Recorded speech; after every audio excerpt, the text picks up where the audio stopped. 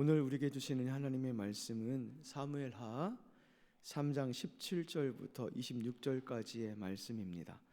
사무엘하 3장 17절부터 26절까지의 말씀입니다. 찾으신 줄 알고 합독하며 나가도록 하겠습니다. 시작. 아브넬이 이스라엘 장로들에게 말하여 이르되 너희가 여러 번 다윗을 너희의 임금으로 세우기를 구하였으니 이제 그대로 하라. 여호와께서 이미 다윗에게 대하여 말씀하시기를 내가 내 종 다윗의 손으로 내 백성 이스라엘을 구원하여 블레셋 사람의 손과 모든 대적의 손에서 벗어나게 하리라 하셨음이라 하고, 아브넬이 또 베냐민 사람의 귀에 말하고 아브넬이 이스라엘과 베냐민의 온 집이 선하게 여기는 모든 것을 다윗의 귀에 말하려고 헤브론으로 가니라.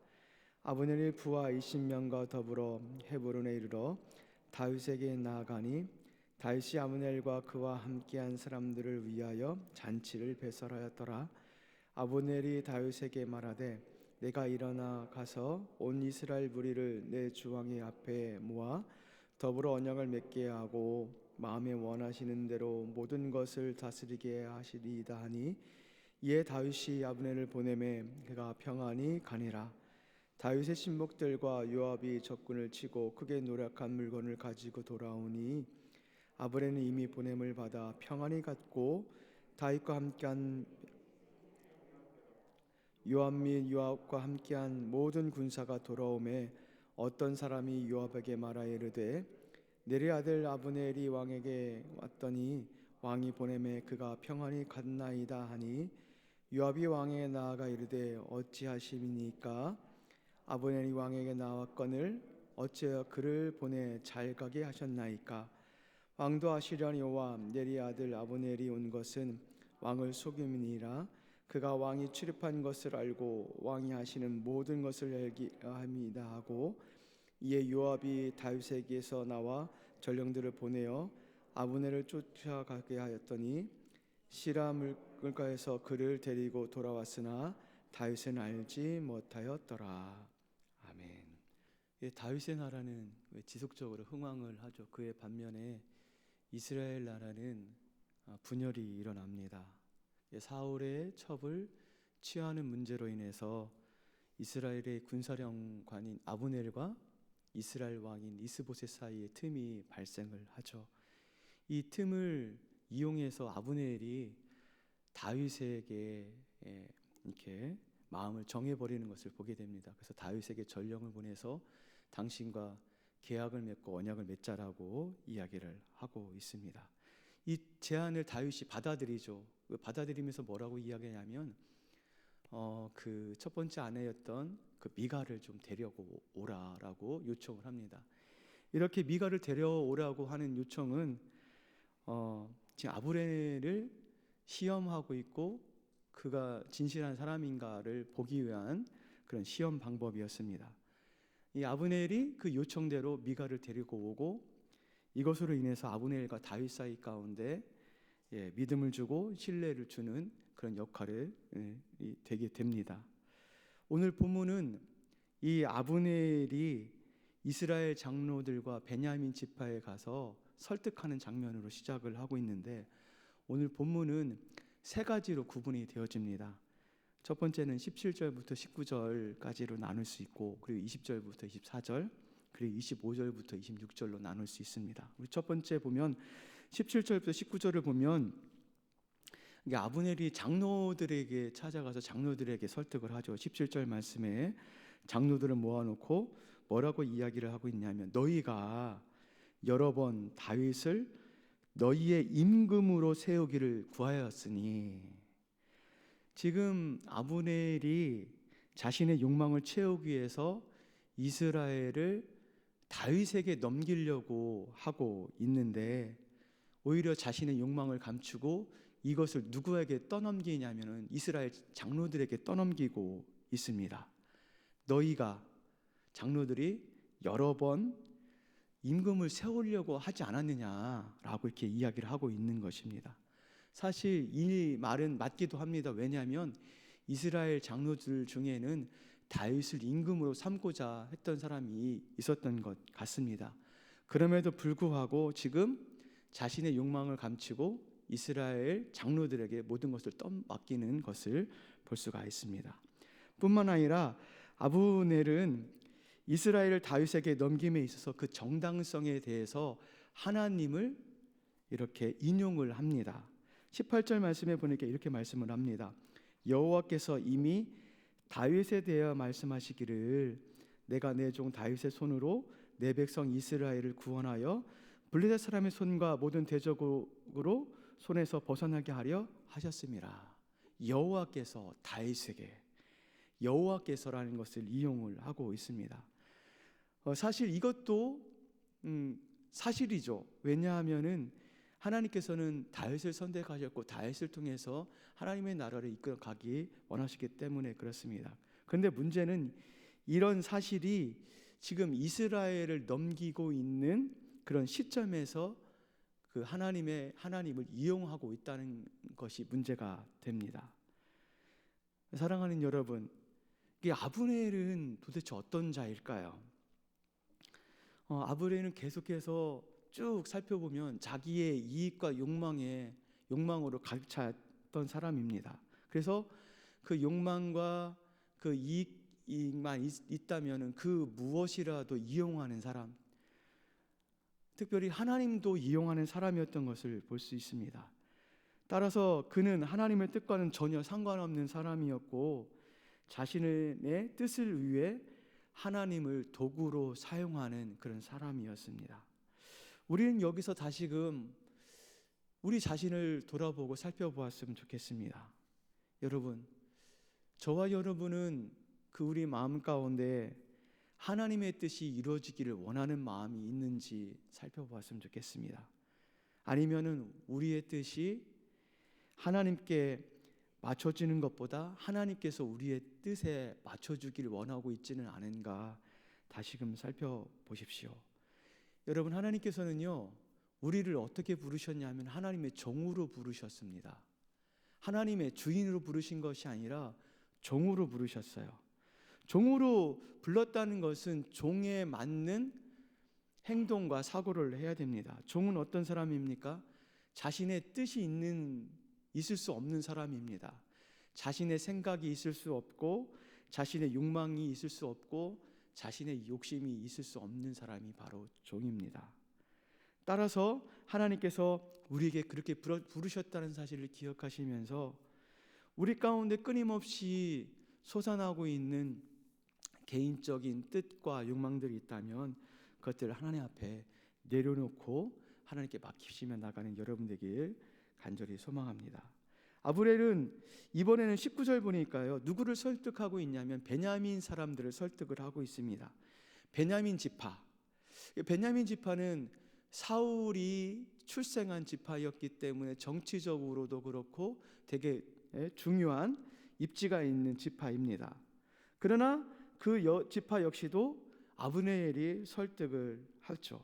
그리고 아브넬은 그 베냐민 지파를 설득한 다음에 어디로 가냐면은 헤브론, 다윗이 있는 헤브론으로 그 발걸음을 옮기는 것을 보게 돼요. 그래서 20절부터 24절에는 다윗과 아브넬이 계약을 체결하는 것을 우리에게 보여주고 있어요. 20절 보니까요 아브넬은 부하 20명과 함께 다윗을 찾아가요. 여기서 부하 20명은 아주 이스라엘 가운데 중추적인 역할을 했던 사람들인 것 같습니다. 그 사람들을 데리고 다윗에게 찾아갑니다. 이때 다윗은 어떻게 그들을 맞이하냐면 잔치를 베풀어요. 고대 근동에서 잔치를 베푼다는 것은 무엇을 의미하냐면 계약이 성사되었다라는 것을 알려줍니다. 다윗이 이렇게 아브넬의 제안을 받아들이는 이유는 무엇이냐면 한 가지입니다. 평화 때문에 그렇습니다. 평화. 다른 말로 하면 피 흘림이 없는 통일을 이루고자 하는 마음 때문에 그렇습니다. 21절부터 23절에 보면요 평화라는 단어, 히브리어로 샬롬이라는 그 단어가 3번 등장을 해요. 21절 하반절에 보면은 이에 다윗이 아브넬을 보내매 그가 평안히 가니라. 그리고 22절 중반절에도 보면 아브넬은 이미 보냄을 받아서 평안히 갔고, 그리고 23절에 요압이 다윗에게 말하죠. 왕이 보냄에 그가 평안히 갔고, 이 평안이라는 단어를 3번씩이라 언급을 합니다. 분명 피 흘림이 없는 평안은 누구나 환영을 하는 거죠. 이런 평화를 어느 누구가 깨고 어느 누가 반대할 이유가 있겠습니까? 그러나 여기서 다윗은 실수를 한 가지를 합니다. 왜냐하면 다윗은 이전까지는 끊임없이 하나님께 물었다라고 이야기를 하고 있고, 그 음성을 들었고 그 음성대로 순종하며 나갔는데, 오늘 본문에서는 물었다는 내용이 없어요. 그렇다면 다윗이 왜 묻지 않았을까요? 왜 다윗은 이런 실수를 하였을까요? 다윗에게도 아브넬과 같은 자신만의 욕심이 있지 않았나 생각을 하게 됩니다. 여러분, 우리는 살면서 이젠 이런 시험쯤이야, 이런 시험이 오더라도 이런 시험쯤이야 나는 이길 수 있어라는 것들이 종종 있어요. 저는 그 사역 초반에 물질의 시험을 조금 받았습니다. 따라서 저에게는 이 시험이 오면 나는 이길 수 있어라는 그런 자만심이 아직까지 있는 것 같습니다. 근데 그 시험이요, 한 번이 오는 것이 아니라 우리 일평생 동안 동일하게 반복돼서 와요. 그런데 그 시험 가운데 예전에 이겼다고 해서 현재적으로 이길 수 있는 것은 아닙니다. 저에게도 그런 시험이 계속해서 찾아오고 때론 넘어질 때가 있는 것을 보게 돼요. 자신만만한 인생에게 바울이 뭐라고 이야기하냐면, 선자는 넘어질까 조심하라고 이야기를 하고 있어요. 왜냐하면 섰다고 생각할 때 가장 위험한 때이기 때문에 그렇습니다. 우리는 끊임없이 주님의 말씀과 반대되는 것과 싸워야 됩니다. 한 번 싸움에 이겼다고 해서 거기서 모든 것이 끝나는 것이 아니라 우리의 인생 가운데 어느 시점에 어느 때에 그 일들이 밀려올지 모르고 그것들이 반드시 옵니다. 한 번 이겼다고 해서 안 찾아오는 것이 아니라 반드시 그 일들은 우리가 하나님 나라 갈 때까지 찾아와요. 그렇기 때문에 우리 가운데 필요한 것은 자만하지 않는 것이고 초심을 잃지 않는 마음입니다. 그때 그 시험들이 올 때 이겼을 때의 그 초심을 잃지 않는 마음, 그럴 때에 이길 수 있어요. 다윗은 아브넬을 평안히 보냈습니다. 이때 아브넬을 평안히 보냈다는 소식을 이제 누가 듣게 되냐면은 요압이 듣게 돼요.